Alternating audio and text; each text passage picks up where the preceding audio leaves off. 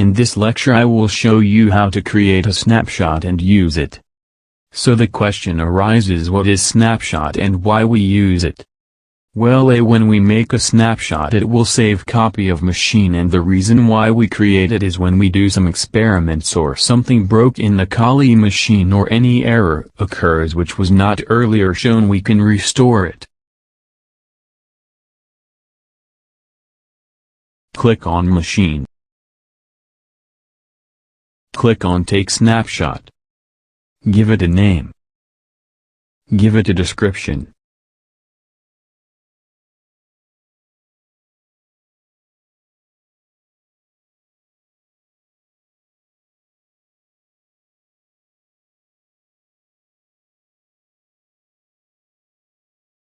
We will create a folder to check it.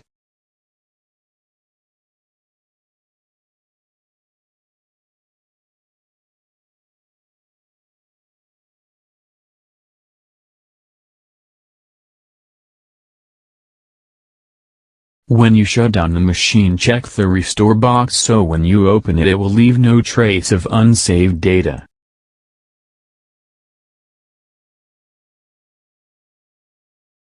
You can also restore it from here.